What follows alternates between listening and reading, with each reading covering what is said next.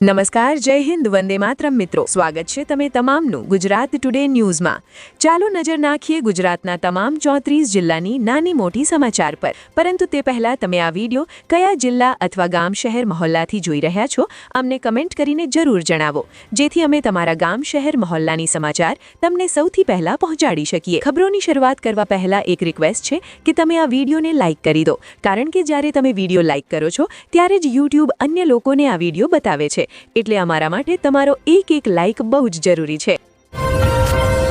અમદાવાદ શહેરની સુરક્ષાને ધ્યાનમાં રાખીને પ્રશાસને 16 મુખ્ય પુલો પર ભારે વાહનોની અવરજવર સંપૂર્ણપણે પ્રતિબંધિત કરી દીધી છે. આ નિર્ણય પુલોની માળખાગત મજબૂતી અને અકસ્માતોને અટકાવવા માટે લેવામાં આવ્યો છે. ટ્રાફિક પોલીસે વૈકલ્પિક રૂટ્સની સલાહ આપી છે, જેથી શહેરમાં ટ્રાફિક વ્યવસ્થા સુગમ રહી શકે. આ નિયમ તાત્કાલિક અસરથી અમલમાં આવ્યો છે અને ઉલ્લંઘન કરનારાઓ પર દંડ લાગુ પડશે.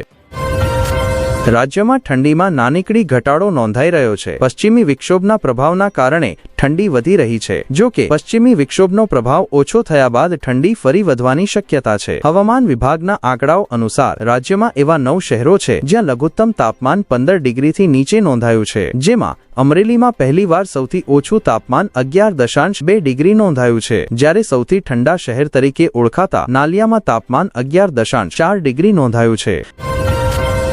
અમદાવાદનું પ્રખ્યાત કાંકરિયા કાર્નિવાલ આ વર્ષે 25 થી 31 ડિસેમ્બર સુધી આયોજિત થશે. તેમાં દરરોજ સાંસ્કૃતિક કાર્યક્રમો, મનોરંજન અને ગુજરાતના મુખ્ય કલાકારોના પ્રદર્શન યોજાશે. પ્રવેશ સંપૂર્ણપણે નિઃશુલ્ક રાખવામાં આવ્યો છે, જેના કારણે મોટી સંખ્યામાં લોકો જોડાશે તેવી આશા છે. આયોજકો તેને પરિવાર માટે યાદગાર બનાવવા તૈયારીમાં લાગ્યા છે.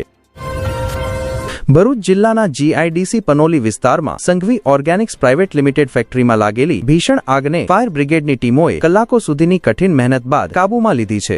આગથી ઉઠતા ધુમાડાએ આસપાસના વિસ્તારોમાં ભય ફેલાવ્યો હતો, પરંતુ કોઈ મોટો અકસ્માત થયો નથી. તપાસમાં આગના કારણો જાણવા પ્રયાસ ચાલી રહ્યો છે.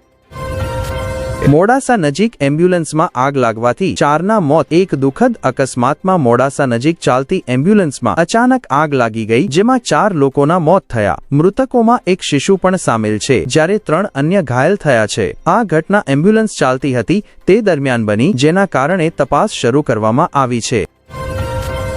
રાજ્યના મુખ્યમંત્રી ભૂપેન્દ્ર પટેલ, ઉપમુખ્યમંત્રી હર્ષ સંઘવી અને ગુજરાત ભાજપના પ્રદેશ અધ્યક્ષ જગદીશ વિશ્વકર્મા સરકારી વિમાન દ્વારા ગુજરાતથી દિલ્હી પહોંચ્યા છે. ગુજરાતના આ ત્રણેય નેતાઓ આજે વડાપ્રધાન નરેન્દ્ર મોદી સાથે મુલાકાત કરશે. દિલ્હી પહોંચતા જ ત્રણેય નેતાઓ સાથે રાજકીય ચર્ચાઓ શરૂ થઈ ગઈ છે. સૂત્રોના જણાવ્યા અનુસાર ગુજરાતમાં નવા સંગઠનના ગઠન અને સરકારના કાર્યકાજ અંગે મહત્વપૂર્ણ ચર્ચાઓ થઈ શકે છે.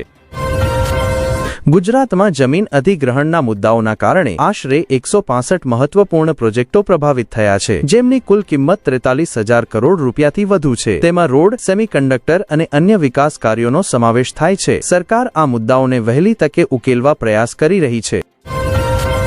કેન્દ્રીય મંત્રી અશ્વિની વૈષ્ણવે તાજેતરમાં ગુજરાતમાં સેમિકન્ડક્ટર ઇન્ફ્રાસ્ટ્રક્ચરની સમીક્ષા કરી હતી. સાથે જ ટોરેન્ટ પાવરે જાપાનની કંપની જેરા સાથે 10 વર્ષના LNG સપ્લાય કરાર પર હસ્તાક્ષર કર્યા છે. આ પગલાં રાજ્યને બિઝનેસ હબ બનાવવાની દિશામાં મહત્વપૂર્ણ માનવામાં આવે છે. મહેસાણા પોલીસે માહિતીના આધારે નજર રાખી અને કારમાંથી 1,251 બોટલો વિદેશી દારૂ જપ્ત કર્યો, જેની કુલ કિંમત 13.74 લાખ રૂપિયા હતી. ડ્રાઈવર ઘટના સ્થળેથી ફરાર થઈ ગયો હતો. ડ્રાઈવર સામે દારૂબંધીનો ગુનો નોંધાયો છે અને તેની શોધખોળ શરૂ કરવામાં આવી છે. વડોદરા શહેરમાં રાત્રિના સમયે દારૂ પીને વાહન ચલાવવાથી એક વધુ અકસ્માત સામે આવ્યો છે. ઓલ્ડ પાદરા રોડ પર હેવમોર સર્કલ પાસે એક ગ્રાન્ડ વિટારા કારના નશામાં ધૂત ડ્રાઈવરે 2 ચક્રી વાહન પર સવાર દંપતીને ટક્કર મારી. આ અકસ્માતમાં દંપતી ઘાયલ થયા, પરંતુ સદભાગ્યે કોઈને ગંભીર ઈજા પહોંચી નથી. જેપી રોડ પોલીસે આરોપીને ધરપકડ કરી છે અને વધુ તપાસ શરૂ કરી છે. મહિલાઓની સુંદરતામાં વાળનું મહત્વ સર્વમાન્ય છે, પરંતુ એક મહિલા પોલીસ અધિકારીએ આ ધારણાને પડકાર આપતા માનવતાનું ઉત્તમ ઉદાહરણ રજૂ કર્યું છે.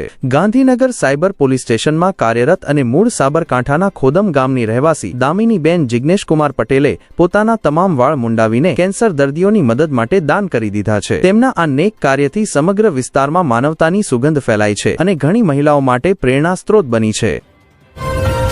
વડોદરા આંતરરાષ્ટ્રીય મેરાથોન અંતર્ગત સાડી ગૌરવ દોડ રવિવાર 14 ડિસેમ્બરે વડોદરાના કીર્તિ સ્તંભથી શરૂ થઈ. વડોદરા શહેરની 4000થી વધુ મહિલાઓએ તેમાં ભાગ લીધો. શહેરની સડકો પર રંગબેરંગી દૃશ્યો જોવા મળ્યા, કારણ કે મહિલાઓ વિવિધ પ્રકારની સાડીઓ પહેરીને દોડી રહી હતી. આ દોડમાં સામેલ તમામ મહિલાઓએ પોતાની તંદુરસ્તી માટે સંકલ્પ પણ લીધો. દક્ષિણ આફ્રિકાના OR ટામ્બો આંતરરાષ્ટ્રીય એરપોર્ટ પર ઇથિયોપિયન એરલાઇન્સની ફ્લાઇટથી આવેલા 16 બાંગ્લાદેશી નાગરિકોને નકલી વિઝા સાથે પકડવામાં આવ્યા છે. બોર્ડર મેનેજમેન્ટ ઓથોરિટીના અધિકારીઓએ શંકાસ્પદ હરકતોને કારણે તેમને અટકાવ્યા હતા. તપાસમાં વિઝા નકલી હોવાનું બહાર આવ્યું છે અને માનવ તસ્કરીની આશંકા વ્યક્ત કરવામાં આવી છે. કોલકાતામાં મેસીના એક કાર્યક્રમ દરમિયાન થયેલા હંગામા બાદ રાજકીય માહોલ ગરમાયો છે. ભાજપે આ ઘટનાને લઈને TMC પર નિશાન સાધ્યું છે અને આરોપ લગાવ્યો છે કે ભગવા ઝંડા લઈને કેટલાક લોકો કાર્યક્રમ સ્થળે પહોંચ્યા હતા, જેના કારણે હંગામો થયો. આ ઘટનાને લઈને બંને પક્ષો વચ્ચે આરોપ પ્રત્યારોપનો દોર ચાલુ છે. અમદાવાદના આશ્રમ રોડ સ્થિત સન વેસ્ટ બેંકની IKF ફાઇનાન્સ લિમિટેડ કંપની સાથે 11 લોકોએ ઠગાઈ કરી છે.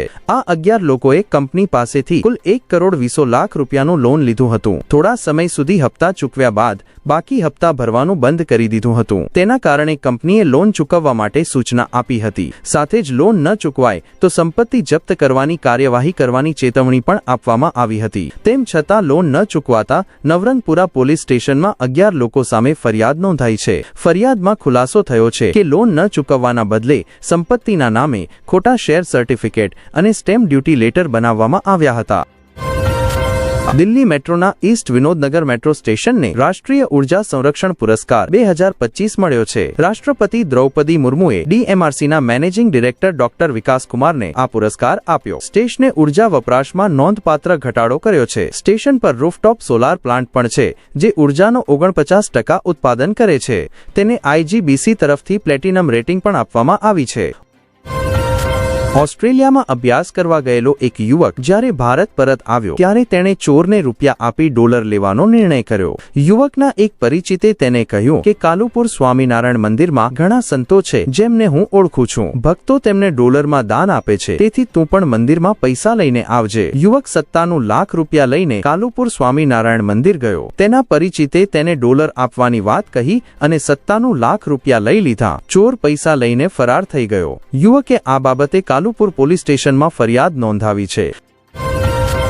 રામલીલા મેદાનમાં કોંગ્રેસની રેલી દરમિયાન વડાપ્રધાન નરેન્દ્ર મોદી સામે વિવાદાસ્પદ નારા લગાવવામાં આવ્યા, જેના કારણે રાજકીય તાપમાન વધી ગયું છે. ભાજપે આ નારાઓની કડક નિંદા કરી છે અને કહ્યું છે કે કોંગ્રેસનો અસલી એજન્ડા વડાપ્રધાન મોદીને સત્તાથી દૂર કરવાનો છે. ભાજપના નેતાઓએ તેને વડાપ્રધાન મોદીના અપમાન તરીકે ગણાવ્યું છે. આ ઘટનાનો વિડીયો સોશિયલ મીડિયા પર વાયરલ થઈ રહ્યો છે. વિભાજન પછી પહેલીવાર પાકિસ્તાનના એક યુનિવર્સિટીમાં પ્રાચીન ભાષા સંસ્કૃતનો અભ્યાસક્રમ શરૂ થયો છે.